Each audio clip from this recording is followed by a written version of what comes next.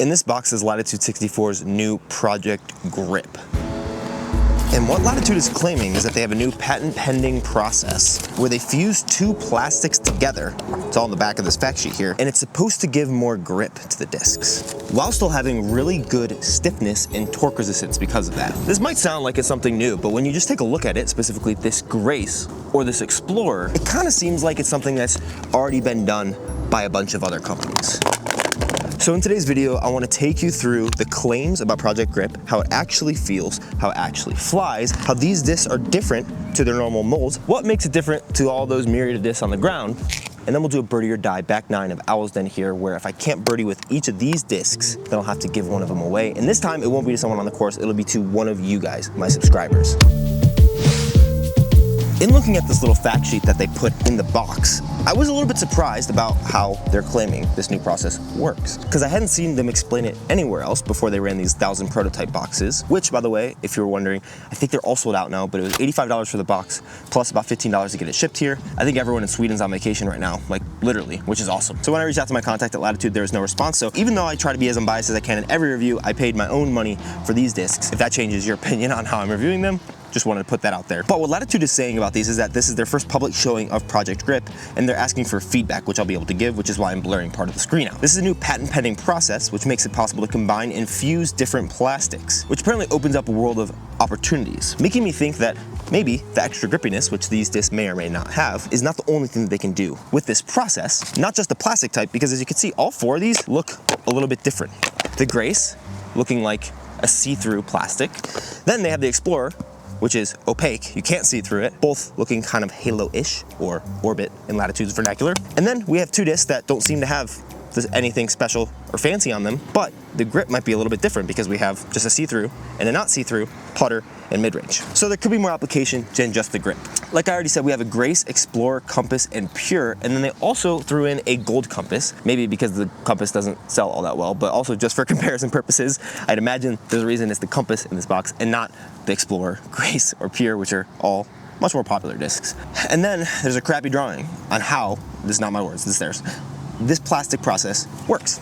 So it seems a little different than a lot of people speculated, and this is where we'll start to bring out some of the other companies' plastics, because instead of it being on the rims at all, like an Orbit, a Halo, even the Tone, more similar to this, it seems to just be a skin on the top and bottom of the flight plate. So let's see if there's actually a difference between these, and then we'll talk about the other companies and how this might be a little bit different to those.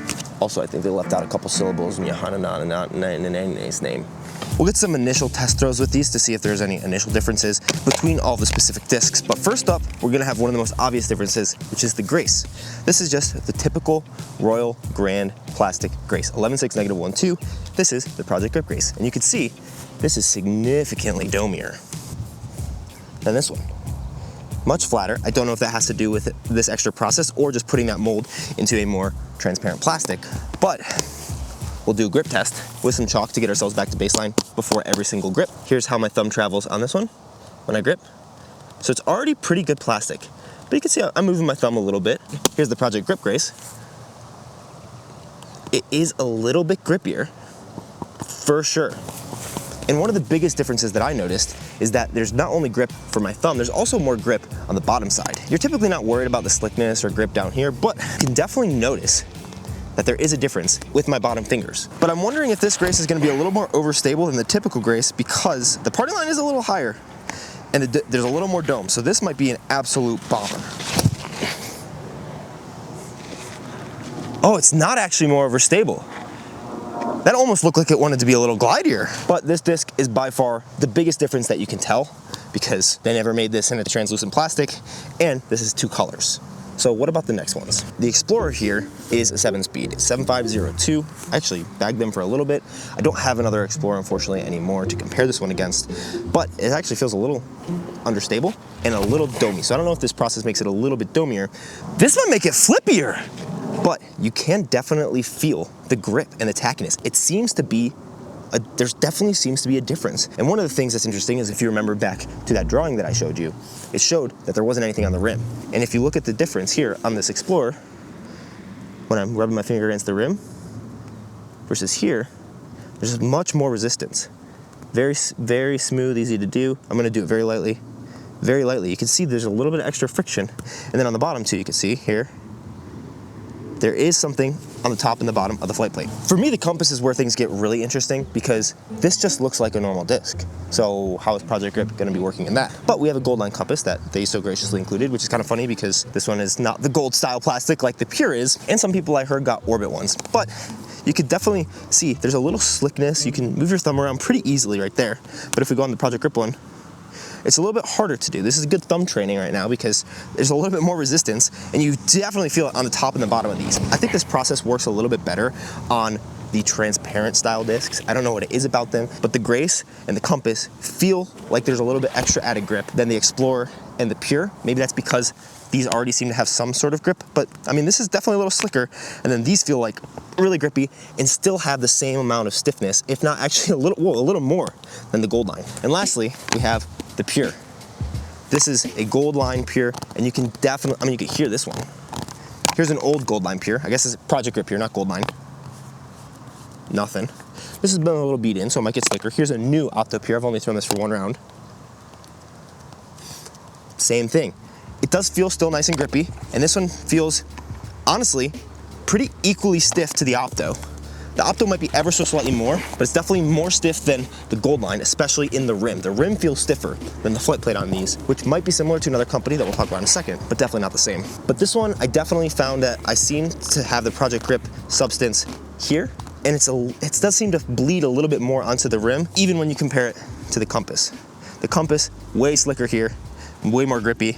Grippy, still kind of grippy, but a little bit slicker once you get to the margins. I think the wider the rim, the more you'll see the difference in the flight plate and the rim of the disc. Very interesting first throws with all those, because I think the Project Grip discs were all as flippy, if not a little flippier, than their counterparts, which I was not expecting, especially with the Grace. I have no idea what would make that the case with them.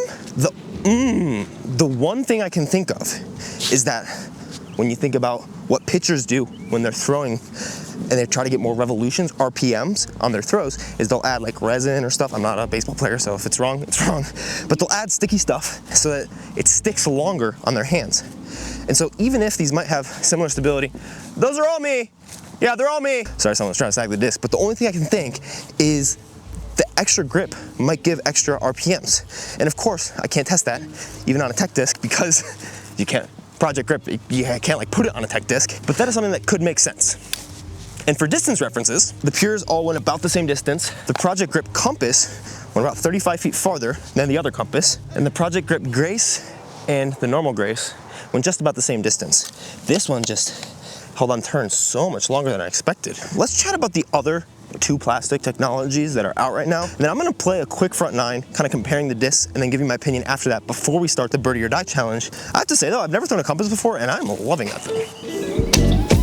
So, mixing plastics together. I've not been in the game very long, just over 2.5 years since I started playing, so I don't know the full history of it. I heard Gateway had the first over mold, but it was never patented, and now it's kind of MVP's thing.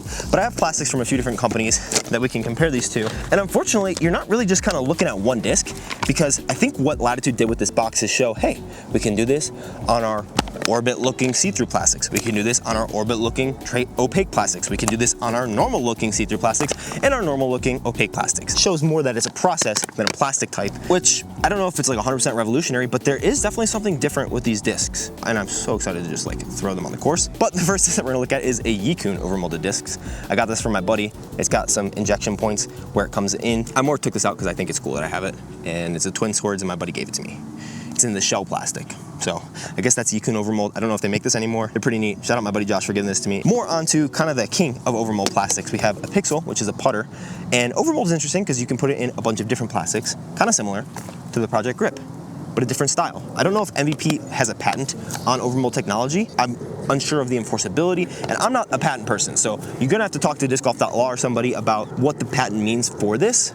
But it is definitely something that I have never seen in disc technology before, and I've reviewed a lot of discs. And to be honest, the marketing around this was a little weird because, honestly, probably smart because they let everyone speculate about what it might be, and now that it's finally in hands, we get to see that it is different. And it's not just like a gyro, a steady ring, a tone, like any sort of just mixture plastics or a halo. So the overmold from MVP, you have a core and then you have an overmold around the disc. So two different parts that come together. I don't know how they're fused. It might be heat, it might be chemical, it might be glue, probably not glue, but they're infused together, and you can have that on a putter plastic, you can have that on something like this Neutron, or like this Neutron Throw, which is getting given away at 40,000 subscribers, because it was Eagles, and he gave it to me for the purpose of giving it away after he wrecked it in one of my videos. Then we have someone like Clash, who's doing a lot of innovative things. They had double steady earlier, where it seemed like they took parts of the flight plate out and injected another plastic that was fused together, but it would break occasionally, so who knows how it's fused. But then we have like Tone Plastic, which has an undermold, where the bottom part of the rim is different to the top part of the rim,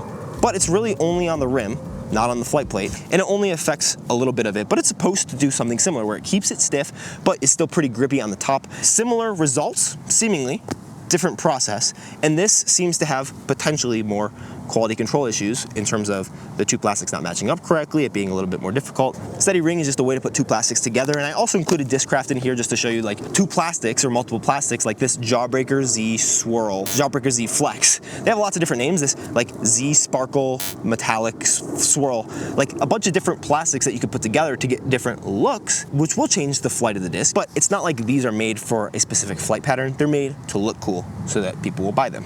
And then you have something like a halo plastic, and someone at Innova, I think Innova Wombat over on Instagram, said, hey, this is something that we tried way back long ago and it's what spurred on halo, and so it'd be wrong to not bring out the halo plastic, but this again seems to be a way to make a star plastic, which they have here, and now they have Champ Halo, now they have Glow Halo, and just kind of change the look of it. I've never seen any marketing material of Innova claiming anything besides like superior durability and maybe some overstability, but it doesn't seem to be like, hey, this halo is going to give you a performance benefit in terms of grip or in terms of stiffness. For instance, this is like a Halo Aero.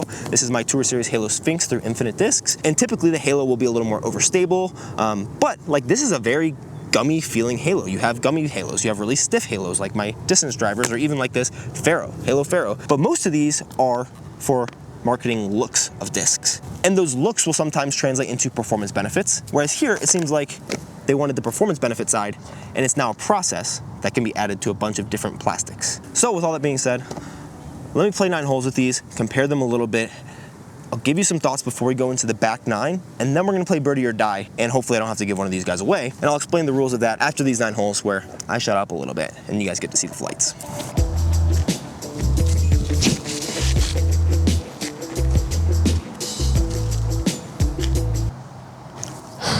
I thought my first ever throw with one of those was about to be an ace.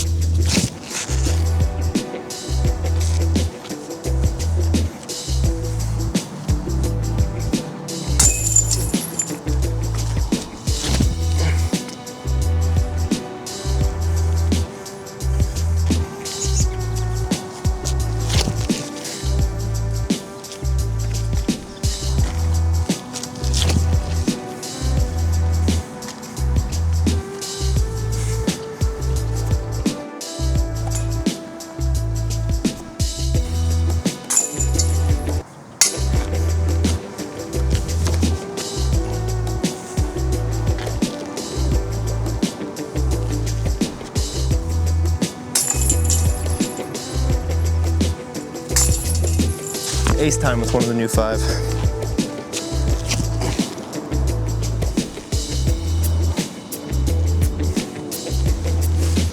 You only need to see the pure. The rest were really bad.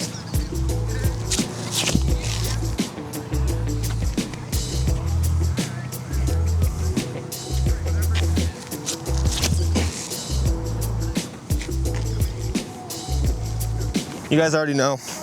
Project Grip Grace, Royal Grace, one-shot distance comp. Project Grip first.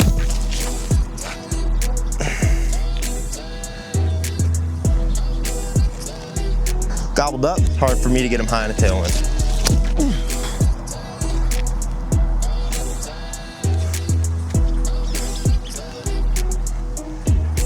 Oh dude, Project Grip got.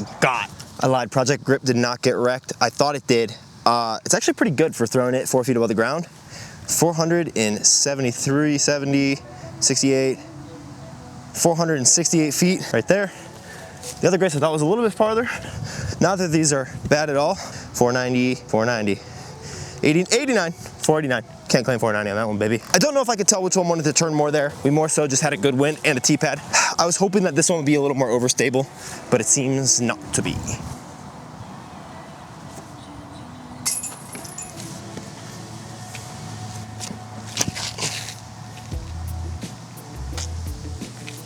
So I've thrown them all in the front 7. I skipped 1 and 2 because there were people playing. And I think adding a half tick of glide to each of the flight numbers is probably the most accurate. The Explorer seems very flippy, so the parting line does feel a little dropped on that one, but just watching them fly and feeling them come out of my hand, it seems like there is that little bit of extra spin. All that being said, I do notice a difference when I throw these discs. So let's answer some questions from the comments of my Banana Froth unboxing, and then we'll start birdie or die. This could be really bad for birdie or die because we have a lot of wind. So Tony or Tonito says, I think Project Grip Disc would be perfect for wet conditions, which I'm interested in. Let's test it. I got water. Let's see if it stays grippy. I'm not gonna dry my hands or anything, all one take real fast. Here's the Pure, going over to the tee pad. So it's still slippy, but if I take the Opto Pure, oh yeah, it helps. There was less water on my hand because I'd already thrown a disc, and the Project Grip stayed in my hand significantly easier.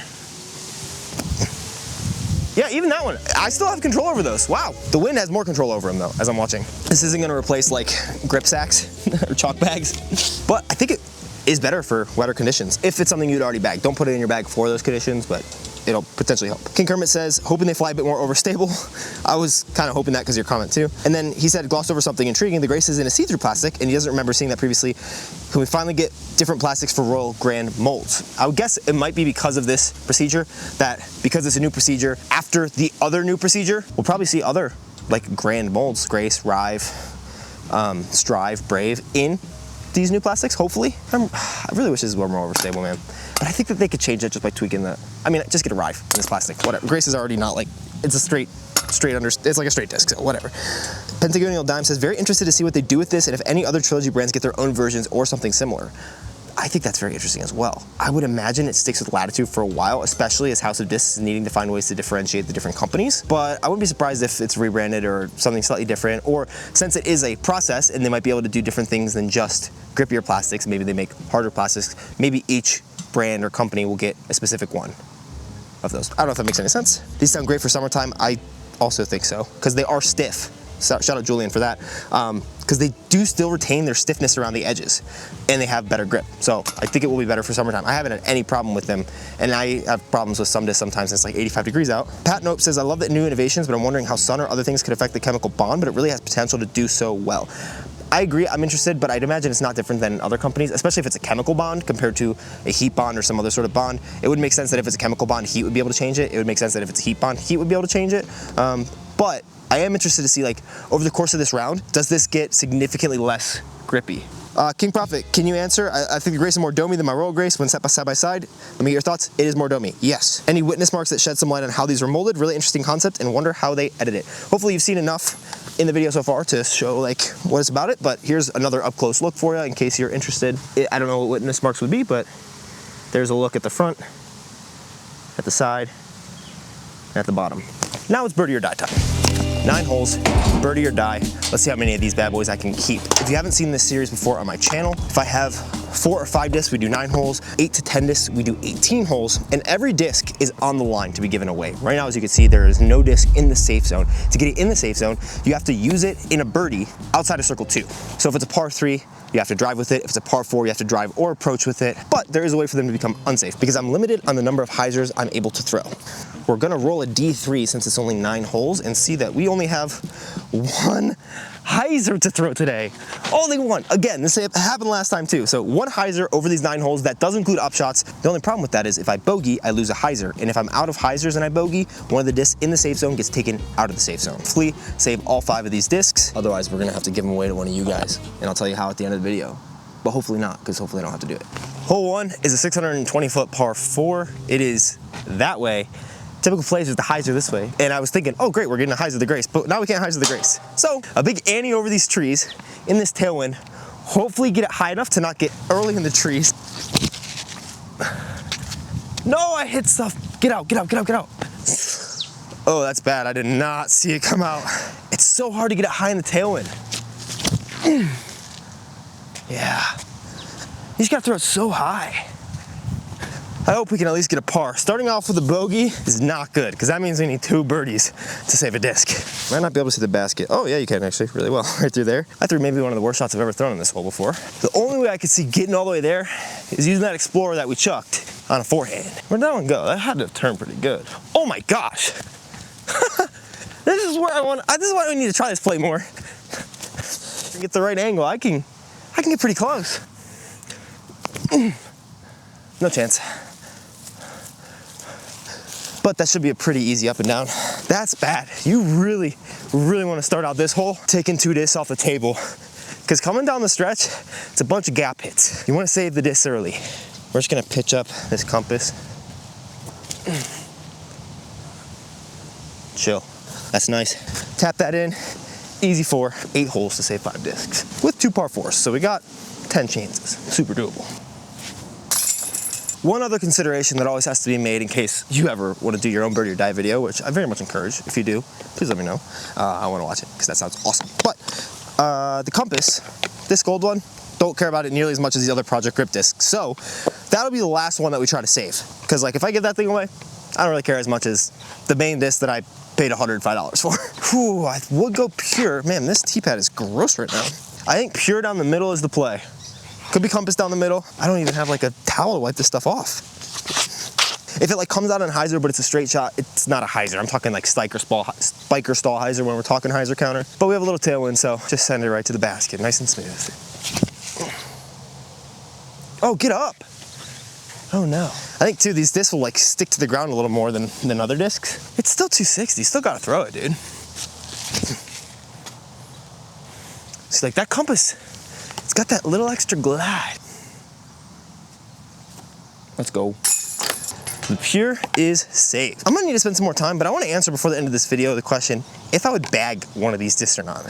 It already does feel a little less grippy, but I think that's because we're on such a sandy course. And because I tested it earlier when I was playing, I was like, oh, it's a little less grippy. Then you wipe it off a little, and you're like, oh, it's back to being normal. And then you pick up another disc that's also been in the sand, you're like, whoa, that's way less grippy. It's not like this will stay grippy even in like the sandiest conditions, but it'll stay grippier than everything else. Also, to answer that other question about like markings and stuff, I don't know what any of this stuff means, but this is on these pures, which might show a little bit of the process of how it's made.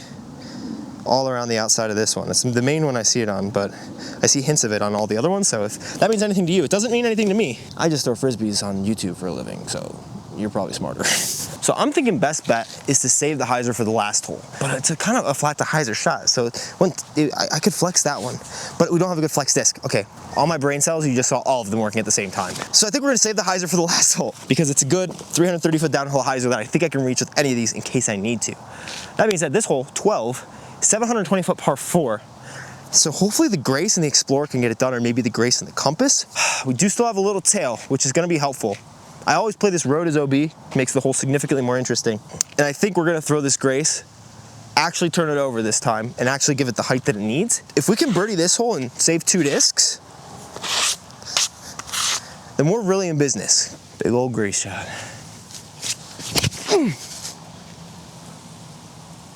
Woo! Barely.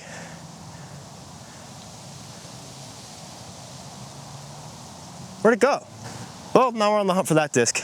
I do definitely feel, especially throwing those drivers hard, these could, let's just say, commit to your hip point a little bit more with these discs, because I could see a world in which these are grip block machines for some people. It doesn't hold on that much longer, but if you already struggle with grip blocking, these don't want to help you not grip block. We'll put it that way. They won't make you grip block, but they're not going to help you not grip block. Definitely watch that. I know, like, these are coming out on pretty committed angles, and a little more than I think, with the driver specifically, which could be cool, but I think it has to do with, instead of it coming out a little early like it sometimes can with me, it's like really coming out, boom, steep on that angle. And I thought I threw that right into those trees, and then I did not see where it went from there. So I'm hoping we have a good shot, and I'm hoping you saw it finish, because I have no idea where it went. I'm sure you guys saw this, because I don't quite know how I didn't see it. It is 30 feet maybe 35 short of the other par 4 position, which I think is about 515, so pretty sick shot over all the trees. This is one of the better shots that I've ever had in this hole. Definitely not mad about it. So we have saved the pure. Obviously we can still continue to throw it, but it's a forehand here, There's a backhand turnover with the compass, which I think is the play. Right in between these two branches. I'm probably not at all showing it close to what your perspective is, but if I can just keep it on turn with a little late stability, we're in business. That could be really good. Hold, hold. That's gonna be a long putt, but at least it's a putt. I stabilized out of it pretty good. Here's the gold line compass. I really feel like these are coming to my hands a little cleaner. A little extra spin and a little extra cleanness.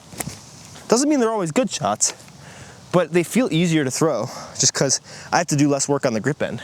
Here, I don't even throw fan grip. We're gonna try to fan grip this pure. That's buckets. Just call me Joey. If you are able to get your hands on these, I think you'll see a pretty significant difference between these and the normal discs. I'm like probably 2 or 3 times more impressed than I thought I'd be with how these came out.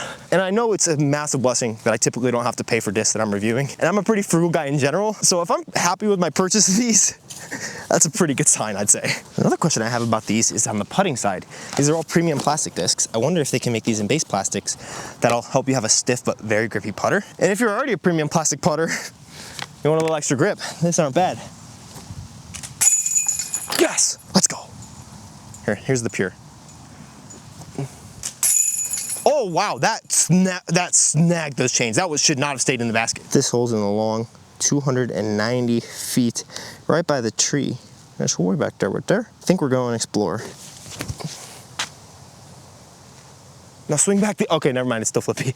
It's so straight. It's definitely at the right distance, just a little bit off on the shape. To the straddle. Whew, I can juice these. Not this one though. Oh, it's juiced. No. 25-foot putt for the par. At that point, maybe just don't step it. Maybe just load it up. Let's go. I thought that I was gonna have to put a disc back from the safe zone.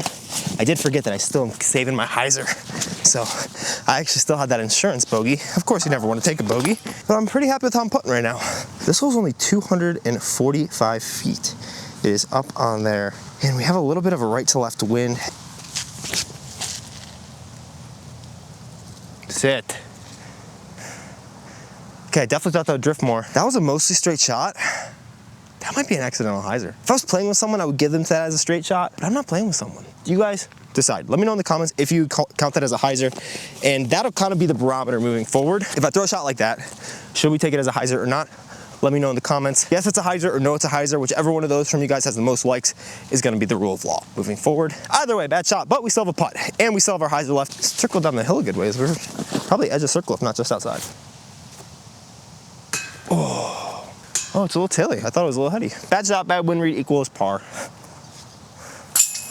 Right down that hallway, 280 feet. 270, I guess is what they actually call it. Honestly, probably makes the compass a better play because how flippy this is. You know, I think this one we can just throw it flat out there. Oh no, we had no chance. It's so straight. Beautiful flight. Yeah, that needed to be a hyzer. Dang it! Whoa.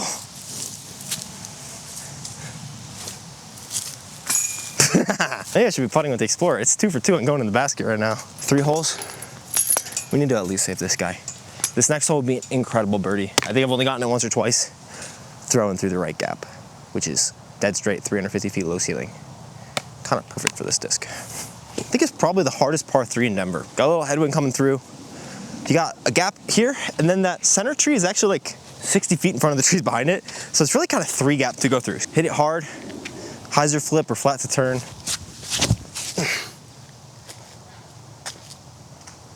That's what happens when you pretend that the tree's not there. You square it up. But unfortunately, unless they throw in with the compass, which is on the agenda, probably not taking a birdie on this one. Uh-oh. Oh, that's a putt. Oh, that's a putt. I'm so glad I can putt today. Holy cow. 2 days left to save. Hole 17 is a 460-foot par 4, kind of up the hill and to the right. It's a little tricky. You got to get out this gap. If you get to that center tree way down there, you have an upshot for sure. We need to save at least one of these guys so that we have a chance on the last hole. But I think a little flat to hyzer shot would be great on this side. I just don't want to use an accidental hyzer. So I think we're gonna throw the compass because it's a little more overstable. And so we're just go mid off the tee on a little kind of flat to Annie shot. Nice, so straight. Don't get behind something. Oh, that could be bad. Or it could be good. That is very straight in the headwind. We're gonna try the Grace on this outside line.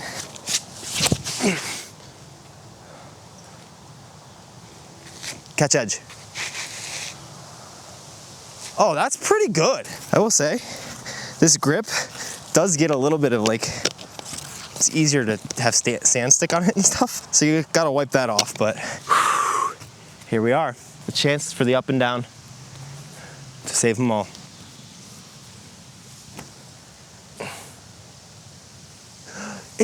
It didn't get stable at all. No. So this is where the grippy Grace landed, right there. That's better. This hill's deceiving. I'm like 20 feet. Nice and easy.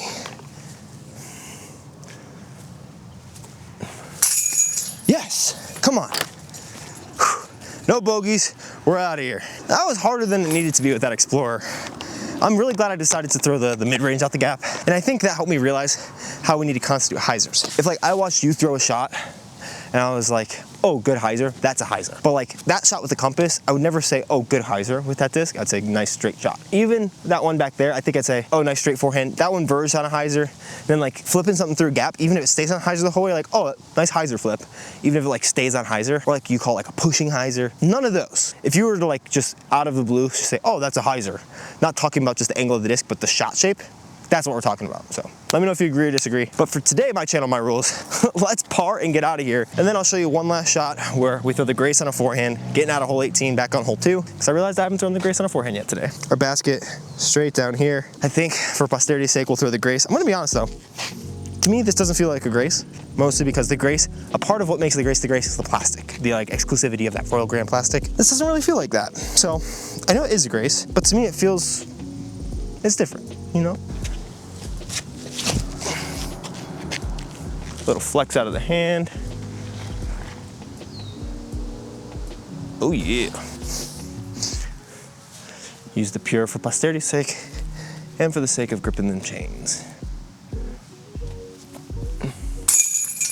So, even though I think Project Grip kind of lives up to its expectations and its name, it's not for me. I don't think I'll bag any of these discs. They're a little too grippy for me. I think this overall is probably a success. I think a lot of people are gonna like it. If you have sensory issues, your fingers feel like they dry out much more. I feel like this feels like it takes some of the oiliness that's normally in your fingers and dries them out. So my fingers feel like I should put lotion on them right now, which is kind of a weird feeling for after throwing, because it definitely works. When it comes out and you're interested in it, feel free to pick them up at infinitedisc.com. Hopefully that answered all your questions. I will be in the comments answering some of them if you have more. And I'm able to answer them. Probably can't answer everything, but I think where I would use this is if they put this on a really overstable disc. Like since it seems to add a little more spin and maybe a little flippiness, if they put these on more overstable discs than these, I'd be all about it. Since these are all already straighter to flippier discs, that's why I don't think I'd bag it. But I think like if I had a Rive in this plastic, like Orbit Rive Project Grip, that would be really money, because then you get those high speed overstable discs with a lot of spin on them. You'll be throwing like Ricky Wysocki in no time. Maybe not, but like, I can believe that. 375 down the hill, headwind, right to left. Normal Grace first.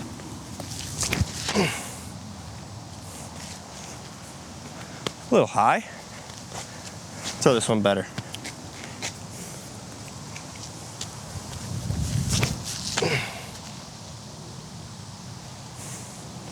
A little more driven shot, a little farther. Again, a little easier to spin, maybe a little flippier. That's all. Do the best. Thanks.